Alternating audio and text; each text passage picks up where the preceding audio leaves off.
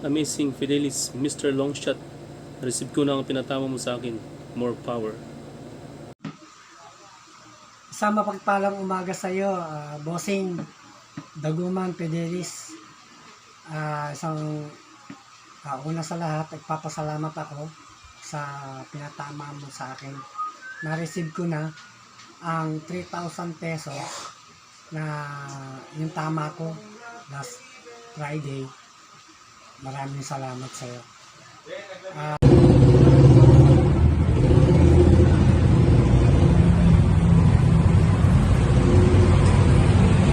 Salamat, Mr. Amazing Fidelis, Mr. Longshot. Tanggap ko na yung tama natin sa Pipay. Kaya maraming salamat. So sa mga bayang kamista, kung gusto nyo mag-join sa group chat namin, message nyo lang Daguman Fidelis sa messenger. Then pwede na kayo mag-join. So again, lang sa lahat, at sana marami pa tayong tama. Okay.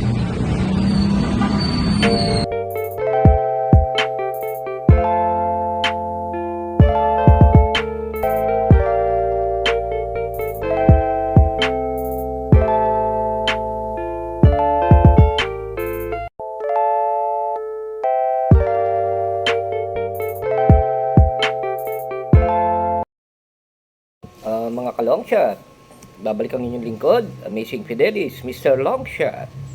So, pasensya na kung medyo may konti kayong ingay na maririnig dahil nandito ako ngayon sa aming terrace at dito ako magbibigay ng aking race analysis para sa araw ng Sabado. At medyo makapal ang ating racing, so asahan nyo na yung ibang tipster dyan. Sigurado, panahon na naman para humula sila ng pagkarami-raming entries. Pero tayo, hindi tayo ganon. Bibigay lang natin yung sa pananaw ng inyong lingkod kung ano talaga yung sa tingin ko na may pag-asa at the same time malyamado o madehado man yan, pero wala tayong titingnan kundi yung posibilidad. So again, inviting you all, message nyo ako sa aking Facebook Messenger, Daguman Fidelis, para makasali sa aming winner take all legit bakasan group chat na gano'n. Makasama lang kayo sa aming pananaya, and at the same time, baka matapat yung ating mga dehado, long shot natin, tulad ng mga ibang napatama na rin natin.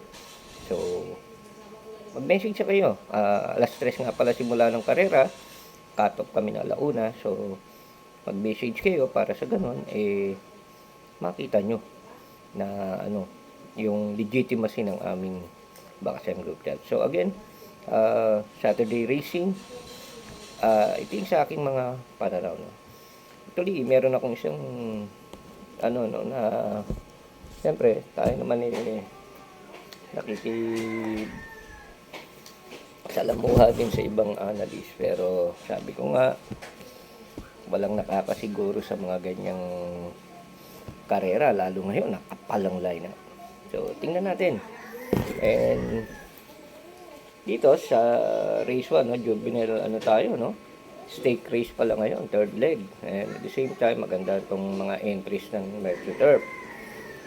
Race 1, hindi ko na pagtatagalin, unahin ko na dito si Doña Leoncia. Para sa akin, medyo patok na dito si JB Bakaykay dahil unang-una best tempo din siya sa takbuhan na to. At kung kukuha ko ng panigundo, dehado ang kukunin ko dito, yung numero 6 na Sandigan ni Boji Henson. So race 1, 4 and 6, start nga pala yan ang inyong first pick 5, 1,400 meter, at medyo mga mahaba ang karera. Race 2, start ng ating winner take all, third leg juvenile stake race. Ito, siguro kung magsisingle kayo, kunin nyo na yung static offer. Actually, wala pang talo to, and at the same time, talagang maganda ang pagdadala ni O'Neil Cortez dito. Pero kung talagang meron siya makakalaban dito, palagay ko, yun din nagpapanalo na dos, yung El Jaleo. So, sa nagtitipid, siguro single nyo na yung uno. Pero kung hindi naman, pwede nyo rin kunin yung dos na siguradong silang dalawa na rin na magbubukbukan dyan. Race 3, pick 6 naman ang start nito, no? So, ito magandang karera to. Medyo makapal pero tingin ko, personada ko dito yung numero 1 na Blue Thunder. No? Ganda ng tinakbo nito kay Alison Pabilik. Tapos kukunin ko na rin yung numero 4 na Make a Difference. Pero pwede na yung dalawa dito. Meron ako nakatagong long shot dito. As I've said, yung sa bakasan namin, baka maisama ko yun. Kaya mag-message kayo sa akin, Dagunong Fidelis, na messenger, baka makuha nyo rin. So, race 3, yun lang muna yung pipiliin ko para sa inyo, 1 at 4. Pero yung long shot, as I've said, kung member kayo sa aming bakasan, malamang makuha nyo yan. So, race 4, start ng second pick 5. Maganda rin ang lineup nito. Sisingle ko na lang dito yung Velvet Haze na na ang daming tinalong imported horse. Sa tingin ko, kayang-kaya niya na itong laban na to. Pero kung kukuha ko ng paligundo, yung di banderang part-time lover at saka yung Disky, nasasakay ni John Pabilik at ni John Alvin Guse. So, 5-7 sa race 4. Okay, sa race 5, punta tayo sa race 5, no? Ang kapal ng lineup ng gaganda, no? So, dito, ito, sa mga nagtitipid din, baka pwede nyo na yung single, napakahusay nito, no? Red Queen. Kinakampanya kong husay nito, and at the same time, talagang batikan to sa bugbugan sa 1,400 meter, eh. So, nagtitipid, pwede na yan. Ngayon, kung gusto nyo ng panigundo dyan na pwede nyo ipangalalay, baka yung easy way dyan, Alvin Guse. So, yun lang ang pili ko dyan sa race 5. Sa race 6, ito, isang another mabigat na laban. Palagay ko, ito medyo magpapagulo dyan. Pero tingin ko, sige, unahin ko na si Mommy's Love ni Ken Malapira. No? Maganda rin ang takbo niyan. At syempre, yung KJ Bernaldez, maganda yung pwesto, yung Queen Louise. No? Actually, maganda rin ang pole position niya. Pero ako, pang-una ko yung Mommy's Love dito, panigundo ko yung Juice Queen Louise. Race 7, ito, maganda rin karera to. 1,400 mahabaan to eh. Si Mang Nano magaling sa 1-4 yan. Maganda pa position. So, palagay ko, hindi ako mawawalan. May long shot ako dito. Sige, bonus sa inyo. Bigay ko ngayon. Bantay Sarado. Ni Dodong Billy. So, yan bonus yan. Yan, nanood kayo. Pero kung mag-member kayo sa amin sa Legit Pinita, kung baka sa group chat, maganda at maraming kasama din. Siyempre, bakasan yun eh.